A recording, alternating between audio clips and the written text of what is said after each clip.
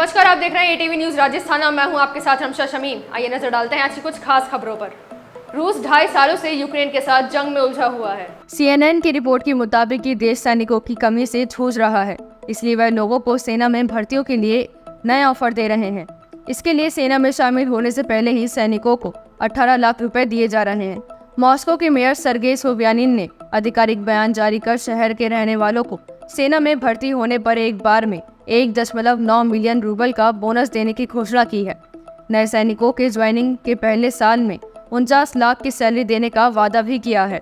इतना ही नहीं, अगर जंग में कोई घायल होता है तो उसे इलाज के लिए 4 से 9 लाख के बीच नकद दिए जाएंगे। सैनिक या तो मारे जा चुके हैं या फिर घायल हैं। इनमें से ज्यादातर की मौत यूक्रेन के खार्किव में हुई है। रिपोर्ट्स में आगे बताया गया है कि सोशल मीडिया पर ड्रोन की वीडियो आ रहे हैं जिनमें रूसी सेना यूक्रेन सेना के खिलाफ भयंकर लड़ाई में मारे जा रहे हैं या बुरी तरह से घायल हो रहे हैं। राजस्थान के सभी नगरीय निकाय के अधिकार छीन लिए गए हैं। इन निकायों में होने वाले ट्रांसफर और टेंडर समेत दूसरे कामों के लिए अब यूडीएच मंत्री झावर सिंह खर्रा की स्वीकृति लेनी होगी। यानी इन लोकल बॉडी में कोई भी काम यूडीएच मंत्री के बिना स्वीकृति के नहीं होंगे। इसे लेकर बुधवार को यूडीएच मंत्री झावर सिंह खर्रा की ओर से आदेश जारी किए गए हैं। इस आदेश के बाद अब इनमें से किसी भी विभाग में अगर 20 लाख रुपए से ज्यादा का फर्नीचर भी खरीदा जाएगा तो उसके लिए मंत्री के स्तर पर फाइल भेजनी पड़ेगी। इन आदेश को लेकर चर्चा होने लगी है। ऐसा माना जा रहा है कि मंत्री टॉप टू बॉटम कंट्रोल अपने पास रखना चाहते हैं। आदेश के अनुसार इन सभी निकायों में हर स्तर के अधिकारी से लेकर कर्मचारी के ट्रांसफर के लिए भी मंत्री से स्वीकृति लेनी होगी। अब तक संबंधित अधिकारी के प्रस्ताव पर प्रमुख शासन सचिव को ट्रांसफर का अधिकार था। अब शासन सचिव से भी ये अधिकार छीन लिए गए हैं। अब यूआईटी, विकास प्राधिकरण, हाउसिंग बोर्ड और रेरा में ट्रांसफर की फाइल भी मंत्री को भेजनी होगी। मंत्री के स्तर पर अंतिम स्वीकृति मिलने के बाद ही ट्रांसफर होगा। गैंगस्टर आनंद पाल का एनकाउंटर करने वाले आईपीएस अधिकारी सहित 7 पुलिस वालों पर अब हत्या का मुकदमा चलेगा। एसीजेएम कोर्ट ने सीबीआई की ओर से दी गई क्लीन चिट की क्लोजर रिपोर्ट को खारिज कर इस मामले में संज्ञान लेते हुए हत्या की धारा 302 के तहत मुकदमा चलाने और जांच के आदेश दिए हैं। रिपोर्ट्स के मुताबिक आखिर क्यों कोर्ट ने सीबीआई की क्लोजर रिपोर्ट को नहीं माना? पुलिस की ओर से पेश की गई चार्जशीट में आनंदपाल एनकाउंटर की कहानी क्या कहती है? बचाव पक्ष के वो कौन से 5 मुख्य दलीलें हैं जिनके आधार पर कोर्ट ने 1.5 साल तक चली सीबीआई जांच की रिपोर्ट मानने से ही इनकार कर दिया?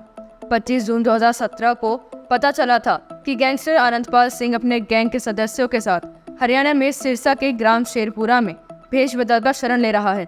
सूचना मिलते ही तत्कालीन एसओजी एएसपी संजीव भटनागर के नेतृत्व में पुलिस वहां रवाना की गई। इसके बाद एक स्पेशल पुलिस टीम का गठन किया गया और उन्हें दबोच लिया गया था। अमेरिकी राष्ट्रपति जो बाइडेन कोरोना महामारी से ठीक होने के 7 दिन बाद बुधवार को देश के सामने आए हैं। बाइडेन ने राष्ट्रपति पद की उम्मीदवारी छोड़ने पर ओवल ऑफिस से देश को संबोधित किया। उन्होंने कहा, मैं नई पीढ़ी को मशाल सौंपना चाहता हूँ।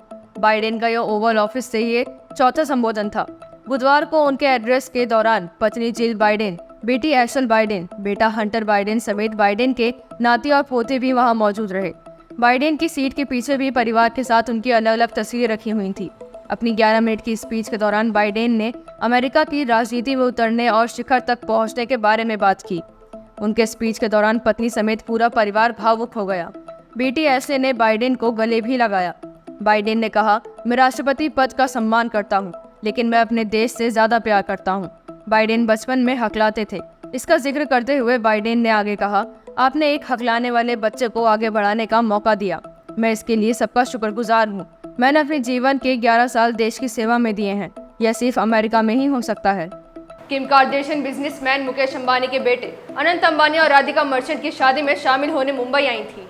वेडिंग सेरेमनी की कुछ तस्वीरें उन्होंने अपने इंस्टा अकाउंट पर शेयर की हैं। इन तस्वीरों में से कुछ तस्वीरें उन्होंने भगवान गणेश की मूर्ति के साथ भी खिंचवाई है। फोटो के लिए उन्होंने भगवान गणेश की मूर्ति को प्रॉप की तरह इस्तेमाल किया है। लोग इसे हिंदू संस्कृति का अपमान बताकर सोशल मीडिया पर किम को ट्रोल कर रहे हैं। हालांकि किम ने अब ये तस्वीर अपने इंस्टाग्राम से डिलीट कर दी है। कंट्रोवर्सी, मॉडलिंग, एक्टिंग के अलावा किम कार्दाशियन अपनी लाइफस्टाइल को लेकर भी चर्चा में रहती है। किम 14,000 करोड़ की संपत्ति की मालकिन है। एक्टिंग, मॉडलिंग और अपने बिजनेस वेंचर से वह सालाना 900 करोड़ की कमाई करती हैं। किम कार्दाशियन अपने काम से दूर खाली वक्त में अपने परिवार के साथ कैलिफोर्निया के बेवर्ली हिल्स में बनी अपनी हवेली पर रहना पसंद करती हैं। 2022 में उन्होंने इस हवेली को खरीदा था। मीडिया रिपोर्ट्स के मुताबिक 4,239 स्क्वायर फीट में फैली इस हवेली की कीमत 500 करोड़ रुपए है। ऐसी खास खबरों को देखने के लिए बने रहिए ATV न्यूज़ राजस्थान पर। तब तक के लिए नमस्कार।